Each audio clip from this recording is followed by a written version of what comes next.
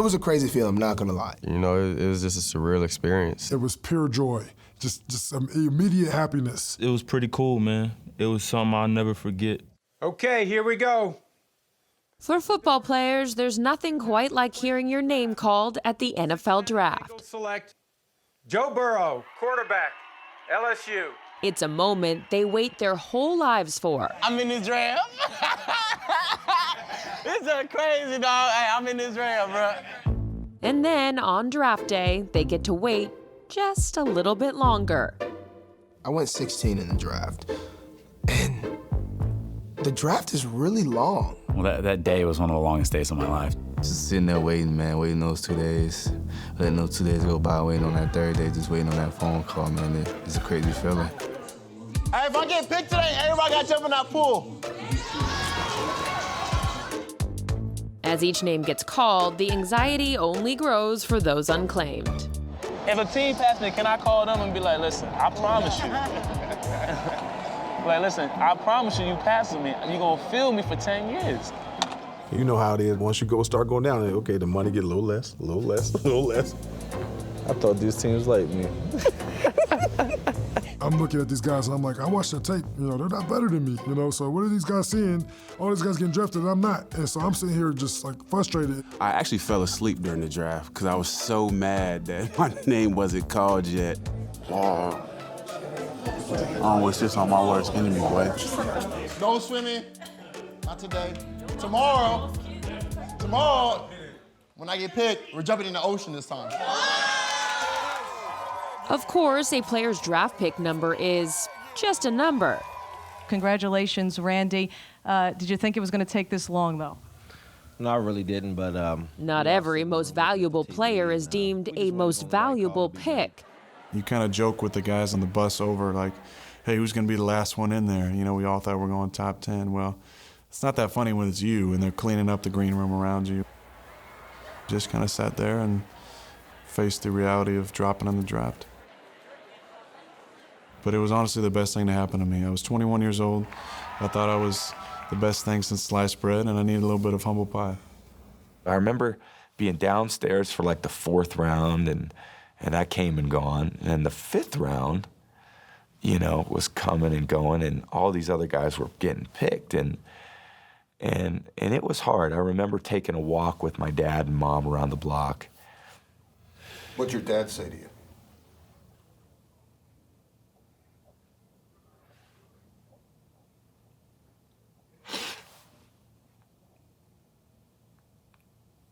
It was just a tough day, you know. I just remember being there with my mom and dad. And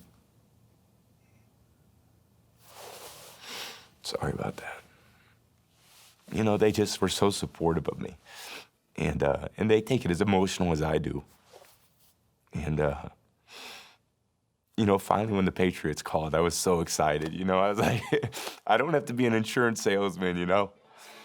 Waiting to hear your name called is stressful for everyone, but players' families and friends find ways to distract them. It's crazy because on the one day you don't want people calling you or texting you, that's the day that everyone decides to call you, so your phone's always ringing. Hey, how you doing? I'm doing all right. I can't top the line. I got to call you back later. Just takes you up and down, up and down. This is Nick. Hey, baby. Hey, how you doing?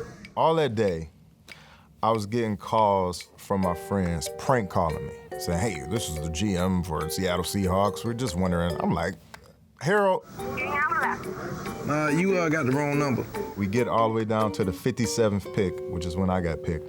Terry Donahue was calling me. He said, hey, this is the GM for the San Francisco 49ers. I hang up on him. Like, all right, Harold, man, you done really switched your voice up, man. That's pretty good, Harold. That was President Obama. Draft day can be frustrating, but none of these difficult waits can compare to what Grady Jarrett endured. Midway through the 2nd round, at the house watching with my family, we smelled a little funny smell, and we think it's coming from the kitchen, but it was coming upstairs. We had a little game room area. Fire had started up there, and just had to get everybody out the house. The whole time I got my phone on me because I'm trying to watch the draft. I'm thinking about to get called. 2nd round pass, still didn't get called. Firefighters fighting the house. I'm over here in the lawn chair watching some third round going by. Third day of the draft come, house to burn down, still ain't got drafted. Probably had a little tear or two come out my eye. We're gonna keep that on the low though. Fifth round starting to come, then my phone ring. So I answer, it's Coach Q. They say, hey Grady, we just traded up to get you. The Atlanta Falcons select Grady Jarrett, the defensive tackle from Clemson. Rise up, rise up! Woo! For me, everything happened how it's supposed to happen. As quick as you get something, as quick as you can lose it. So, and you gotta think about what's always keeping your mind, like what's really important. I still got all my family members from that. For me to go through that, it definitely was a lesson.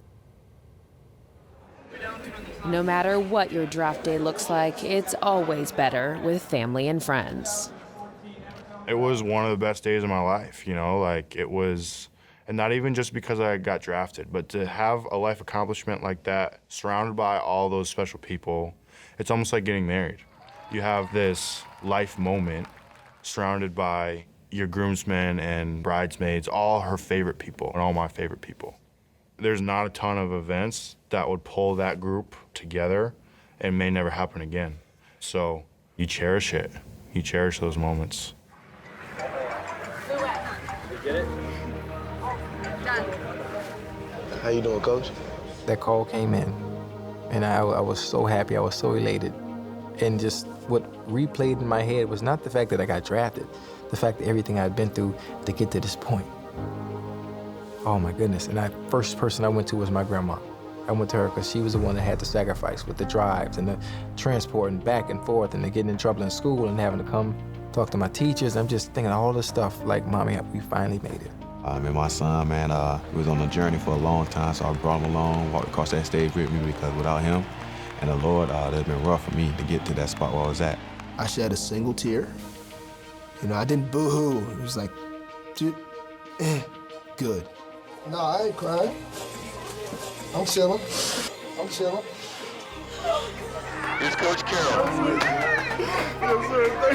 Thank you.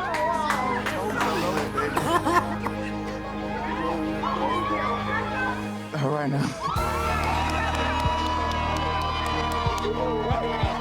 Everyone was jumping for joy. Chandler Jones. I don't even remember hearing my name called because my family was just screaming so much.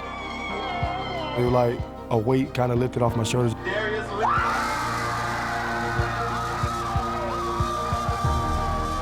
Marlon Humphrey. Jaquan Barkley. Tyron Matthew. James Conner.